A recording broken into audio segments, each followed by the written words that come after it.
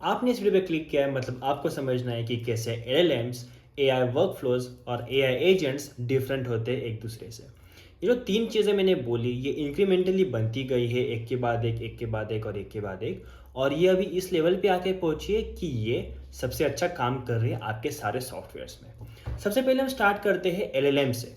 LLM जैसे कि आपको पता ही है, लार्ज लैंग्वेज मॉडल्स जो होते हैं उनका काम ये है कि आपसे इनपुट लो और आपको आउटपुट दो। और एआई वर्कफ्लोज और एआई एजेंट्स ये दोनों भी इंटरनली एलएलएम्स को ही यूज़ करते हैं। तो बेसिकली ये नॉर्मल एलएलएम जो है जैसे कि चैट जीपीटी हुआ, क्लाउड हुआ, ये चीज़ें काम कैसे करती है। सबसे पहले होता यह है कि आप देते हो इनको इनपुट, और इनपुट देने के बाद ये एलएलएम उसे प्रोसेस करता है और फिर आपको मिलता है आउटपुट। अगर आप इसे ऐसे सोचो कि आपने इसको एक इनपुट दिया कि मुझे बताओ कि इंडिया के प्राइम मिनिस्टर का नाम क्या है, और ये क्या करेगा, ये आपको देगा आउटपुट। ये काम ऐसे करता है कि सपोज आपने इसे एक इनपुट दिया और इनपुट है कि मुझे बताओ कि इंडिया के प्राइम मिनिस्टर का नाम क्या है। तो आपको पता है कि एलएलएम इसे प्रोसेस करेगा और इसका आउटपुट देगा कि नरेंद्र मोदी नाम है, और आपको ये आउटपुट मिल जाएगा। पर अगर आपने इस एलएलएम को और कुछ क्वेश्चंस पूछे जिसका इसके पास कॉन्टेक्स्ट नहीं है तो फिर दिक्कत हो जाएगी। जैसे कि अगर आपने एलएलएम को पूछा कि यार मुझे बताओ कि मेरी बर्थ डेट क्या है, तो उसको तो नहीं आएगा इसका आंसर। या फिर आपने पूछा कि मुझे ये बताओ कि मेरे ईमेल में से सबसे कम अटैचमेंट्स वाला ईमेल कौन सा है, तो इसको उसका आंसर नहीं पता होगा क्योंकि उसके पास एक्सेस नहीं है उन सारी चीज़ों का। तो इसीलिए ये एलएलएम जो है वो फेल कर जाते हैं इस पार्ट पे जहाँ पे उनको चीज़ों का कॉन्टेक्स्ट नहीं होता। एलएलएम्स काम ऐसे करते हैं कि उनके पास कुछ डेटा होता है पहले से, और वो पैसिवली काम करते हैं उस डेटा पे। मतलब कि उनके पास डेटा है और आप उससे रिलेटेड जो भी क्वेश्चंस पूछोगे वो उसका आंसर देगा। इस तरह से ये काम करता है। सेकेंड चीज़, एलएलएम का तो हो गया और लिमिटेशन भी पता चल गए। अभी सेकेंड चीज़ जो है वो है एआई वर्कफ्लोज। एआई वर्कफ्लोज कैसे काम करते हैं, तो ये एलएलएम्स ही यूज़ करते हैं इंटरनली, पर इसका काम थोड़ा अलग है। जैसे कि आप इसे दोगे इनपुट, इनपुट देने के बाद ये फीड होगा एलएलएम को, पर एलएलएम हमें आउटपुट दे उससे पहले कुछ सेट ऑफ सर्विसेज होती है जिससे वो गो थ्रू करता है, और उसके बाद आपको इसका आउटपुट मिलता है। जैसे कि मैंने कहा कि अगर मैंने ईमेल रिट्रीवल का कुछ उसे काम दिया तो वो काम नहीं कर पाएगा बस नॉर्मल एलएलएम, पर एआई वर्कफ्लो में वो हो सकता है। तो वो कैसे होगा, आप इसे इनपुट दोगे, आप उसको पूछोगे कि सपोज सबसे लेंथ में बड़ा ईमेल जो है, मुझे जिस ईमेल की बॉडी सबसे बड़ी है वो ईमेल मुझे बताओ कि कौन सा है। तो एलएलएम नॉर्मल जो था उसके पास कॉन्टेक्स्ट नहीं था, पर आपने एआई वर्कफ्लो में क्या किया, आपके ईमेल को एलएलएम को एज अ कॉन्टेक्स्ट फीड किया। तो अभी आपके एलएलएम को पता है कि यार ये ईमेल में इतना सारा डेटा है वो मेरे पास है, और आपने एक सिंपल सवाल पूछा कि यार जिस ईमेल की बॉडी सबसे बड़ी है मुझे वो ईमेल आप रिट्रीव करके दे दो। तो ये जो एलएलएम है वो आंसर करने से पहले क्या करेगा, एक तो एलएलएम का प्रोसेसिंग होगा, फिर उसके बाद ये ईमेल में झांकेगा, वहाँ पे देखेगा चीज़ें, ईमेल से रिलेटेड क्वेश्चन है इसीलिए, और फिर आपको आउटपुट देगा बेस्ड ऑन उसका ईमेल का जो रिट्रीवल था, जो भी उसने ईमेल में प्रोसेसिंग किया उसके। पर अगर आपने इसी के साथ में एक और क्वेश्चन पूछा कि यार मुझे बताओ कि मेरी बर्थ डेट क्या है, तो उसके पास उसका कॉन्टेक्स्ट नहीं है तो वो अगेन फेल कर जाएगा। पर आपने अगर आपकी आपकी बर्थ डेट भी उसको फीड कर दी किसी सर्विस के साथ में, जैसे कि सपोज गूगल कैलेंडर दे दिया आपने जिसमें सारे लोगों की बर्थ डेट होती है, और उसने वहां से आपकी बर्थ डेट ले ली, तो वो कैलेंडर में जाएगा। बर्थ डेट पूछा, डेट से रिलेटेड है मतलब मुझे कैलेंडर में झांकना है, इसलिए उसने कैलेंडर देखा और कैलेंडर से देख के आपको आपकी बर्थ डेट उसने बता दी।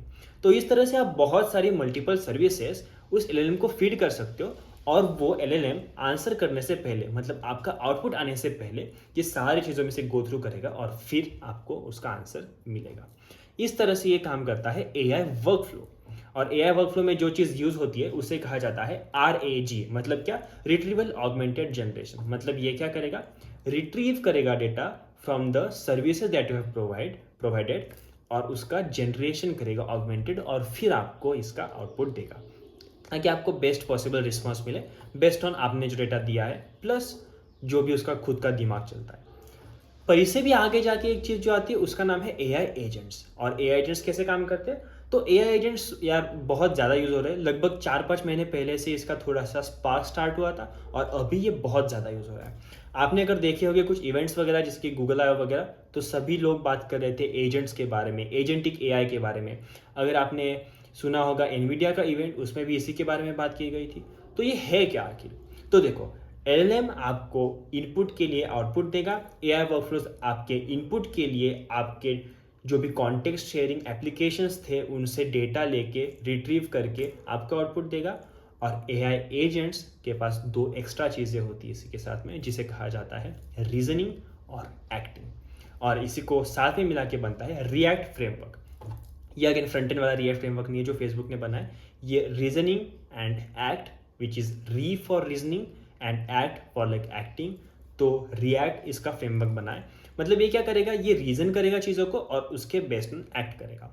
जैसे कि सपोज अगर आपने कहा कि यार मुझे एक स्टोरी बनानी है, और स्टोरी किसके लिए चाहिए हमें, स्टोरी सपोज चाहिए हमें छत्रपति शिवाजी महाराज के ऊपर। तो इसके लिए वो क्या करेगा, देखेगा, सोचेगा कि यार मैं कहाँ कहाँ से डेटा ले सकता हूँ। तो वो सोचेगा कि यार मैं एक काम करता हूँ, मैं जाता हूँ गूगल पे और वहाँ से सर्च करके विकीपीडिया से डेटा लूँगा, क्योंकि थोड़ा ट्रस्टेड सोर्स है। तो वो जाएगा विकीपीडिया से डेटा लेगा, फिर वो सोचेगा यार अभी मैं क्या करूँ, अभी इस डेटा को मुझे यूज़र को देना पड़ेगा। तो इसके लिए मैं 3-4 फॉर्म में दे सकता हूँ। पहले तो मैं सीधा रॉ डेटा दे सकता हूँ टेक्स्ट फाइल में, सेकंड है कि मैं वर्ड फाइल दे सकता हूँ ताकि यूज़र एडिट कर पाए, और थर्ड है कि पीडीएफ फाइल दे दूँ ताकि यूज़र बस देख पाए। तो वो सोचेगा इसमें से क्या करूँ। फिर उसको पता चला गया कि यार अगर मैंने टेक्स्ट फाइल दी तो वो समझने के लिए थोड़ा हार्ड होगा और एडिटिंग के लिए थोड़ा हार्ड होगा, और अगर मैंने पीडीएफ दिया तो यूज़र एडिट नहीं कर पाएगा, तो मैं वर्ड डॉक्यूमेंट दे देता हूँ, यूज़र एडिट भी कर पाएगा। तो उसका वर्ड डॉक्यूमेंट क्रिएट कर देगा। फिर वर्ड डॉक्यूमेंट क्रिएट करने के बाद वो यूज़र को देगा और फिर उसको पूछेगा कि यार आपको इसमें अगर कुछ डेवलपमेंट चाहिए और तो आप मुझे कह सकते हो। तो यूज़र ने फीडबैक दिया, फिर वो इटरेट करेगा। फिर अगर उसे लगा कि यार इसमें से कुछ वर्ड्स वगैरह है जो कॉन्ट्रोवर्शियल है तो वो उसे निकाल भी देगा। तो ये सारी चीज़ें जो है ना वो एआई खुद रीज़न कर रहा है और खुद उसके ऊपर एक्ट कर रहा है और फिर आपको दे रहा है। इसका मतलब ये हुआ कि जो चीज़ें आपको करनी पड़ती कि गूगल पे जाओ, डेटा सर्च करो, उसे वर्ड डॉक्यूमेंट में डालो, उसे प्रोसेस करो, सारा कुछ पढ़ो, वो सारी चीज़ें एआई कर रहा है, क्योंकि एआई को पढ़ना आता है, सर्च करना आता है, डेटा रिट्रीव करना आता है और उसे प्रोसेस भी करना आता है। और यही कि ह्यूमन जो काम कर रहे हैं वो काम अगर एआई कर पाए, क्योंकि वो रिपीटेटिव काम है और एआई वो करने का कैपेबल है, तो वो काम अगर कोई एआई कर पाए एलएम्स का यूज करके, तो उसे कहते हैं एआई एजेंट्स। आई होप आपको समझ में आएगा कि एआई एजेंट्स क्या होते हैं, एआई वर्कफ्लोज क्या होते हैं और नॉर्मल एआई या फिर एलएलएम क्या होता है, और आप अभी इसे यूज कर पाओगे अच्छे से, या फिर अगर आपको इस फील्ड में डीप डाइव करना है तो वो भी आप कर पाओगे। आई होप आपको ये वीडियो पसंद आया होगा और वीडियो से कुछ वैल्यू मिली होगी। अगर ऐसा है तो वीडियो को लाइक करना बिल्कुल मत भूलना, और अपने दोस्तों के साथ इस वीडियो को शेयर कर देना, क्योंकि उनको भी इसके बारे में पता चले।